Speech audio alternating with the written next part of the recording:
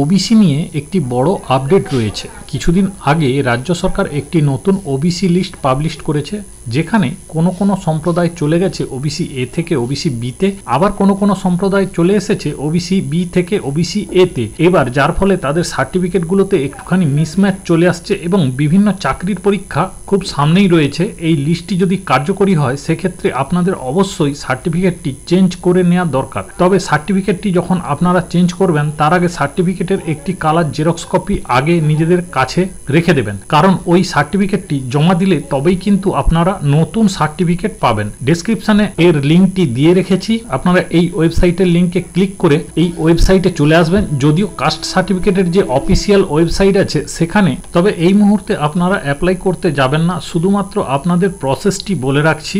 তো প্রথমে এখানে আপনাদের জিজ্ঞেস করা হচ্ছে আপনারা কি ডিজিটালাইজড কাজ সার্টিফিকেট আছে কিনা, সেটা ইয়েস বা নো উত্তর দিতে হবে। যদি নো করেন তাহলে কিন্তু আপনি কিছুই কাজ করতে পারবেন না, তাই আপনাকে অবশ্যই এটা ইয়েস করতে হবে।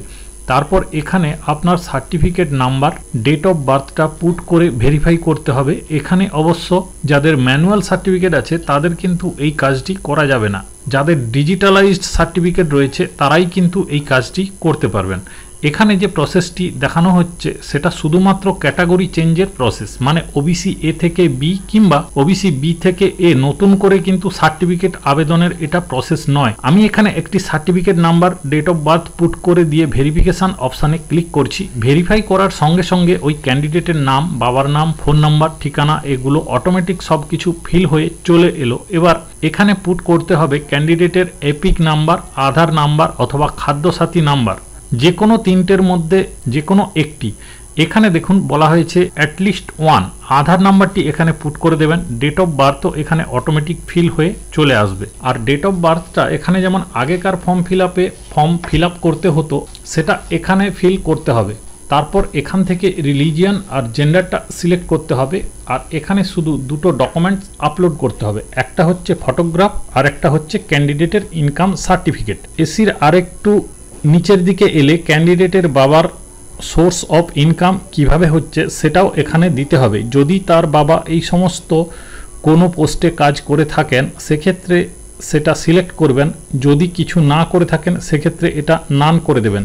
আগের ওয়েবসাইটে যেমন ছিল, যেটা সেকেন্ড পেজে, সেটাই এখানে শো হচ্ছে। আমি এই দুটো নান করে দিচ্ছি। আরেকটু উপরের দিকে তুললে ক্যান্ডিডেটের অ্যানুয়াল ইনকাম যেটা আছে সেটা এখানে পুট করতে হবে।